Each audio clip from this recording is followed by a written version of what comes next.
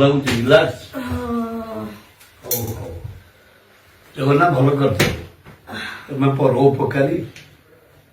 ଅତର ମହିଳା ଜଣେ ଦୁଃଖ ସୁଖରେ ଲୋକଙ୍କର ପହଞ୍ଚ ଭଲ ମନ୍ଦରେ ପହଞ୍ଚ ଆମକୁ ଧରି ବହୁ ଜାଗା ରିଲିଫ ବାଣ୍ଟିଛ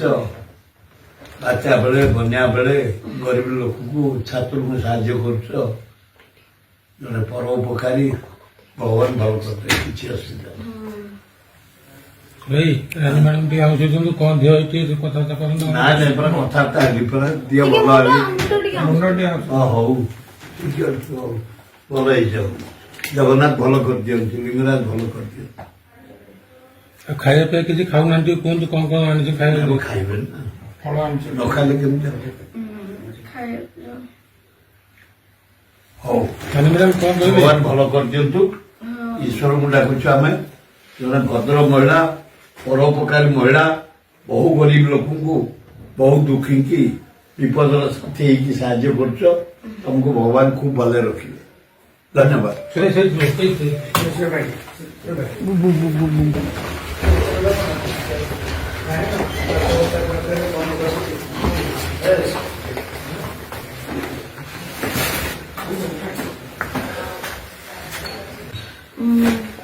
ଔଷଧ ଖାଉଛ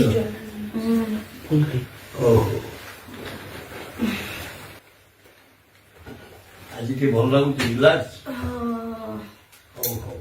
ଦୁଃଖୀ କିଏ ତାକୁ ଠିଆ ହେଇ ସାହାଯ୍ୟ କରିବା ରିଲିଫ ବାଣ୍ଟିବା ବନ୍ୟା ବେଳେ ବାତ୍ୟା ବେଳେ ମୋତେ ନେଇ ବହୁ ଜାଗାରେ କମଳ ବାଣ୍ଟିବା ଲୁଗା ବାଣ୍ଟିବା ଖାଦ୍ୟ ବାଣ୍ଟିବା ରୋଷେଇ କରି ବାଣ୍ଟିବା ଆର୍ଥିକ ସାହାଯ୍ୟ ଦେବା ବହୁତ ବଢିଆ ଭଦ୍ର ମହିଳା ତାଙ୍କ ଦେହ ଟିକେ ଖରାପ ହେଇଛି ଜଗନ୍ନାଥ ଆଲ୍ଲାହ ଯୀଶୁ ବୁଦ୍ଧ ଭଲ କରିଦେବେ କାରଣ ସେ ଜଣେ ପରୋପକାରୀ ଏବଂ ମୁଁ ଆଶା କରୁଛି ସେ ଖାଇ ପିଇ ଫ୍ରେଶ ସ୍ଥିତିକି ସୁଦୃଢ଼ କରିବେ ଯେଉଁ ଆକ୍ଟିଂ ଚାଲିଛି ଯେଉଁ କାର୍ଯ୍ୟକ୍ରମ ଚାଲିଛି ଯେଉଁ ଗରିବ ଲୋକଙ୍କୁ ସାହାଯ୍ୟ ଚାଲିଛି ଚାଲୁ ରଖିବେ କିଛି ଦୁଃଖ ଭଲ ହେଇଯିବ ଭଗବାନ ଭଲ କରୁଛି ଦୁଃଖୀଙ୍କର ସାହାଯ୍ୟକାରୀ ପରା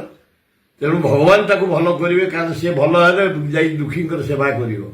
ଖୁବ ବଢିଆ ହବ। ଜଗନ୍ନାଥ ପାଖେ ଲିଙ୍ଗରାଜଙ୍କ ପାଖେ ଆଲ୍ଲାହ ଯୀଶୁଙ୍କ ପାଖେ ମୁଁ ପ୍ରାର୍ଥନା କରୁଛି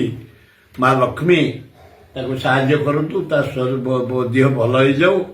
ଯେମିତି ପରୋପକାର ସେ କରୁଛନ୍ତି ବୁଲି ବୁଲିକି ଗରିବ ଲୋକଙ୍କ ସେବା ଦୁଃଖୀଙ୍କର ସେବା ବିପଦ ବେଳେ ଯେ ପଡିଛି ସେବା ଯୋଉ କରୁଛନ୍ତି ସେ କରିଚାଲନ୍ତୁ ସେ କିଛି ସେ ତାର ଖାତିର ନାହିଁ ତାର ନିଜ ଉପରେ ବିଶ୍ୱାସ ଅଛି ନିଜ ଆକ୍ଟିଂ ଉପରେ ବିଶ୍ୱାସ ଅଛି ନିଜ କଳା ଉପରେ ବିଶ୍ୱାସ ଅଛି ନିଜ ଦକ୍ଷତା ଉପରେ ବିଶ୍ୱାସ ଅଛି କେତେ ଆସିବେ ଯିବେ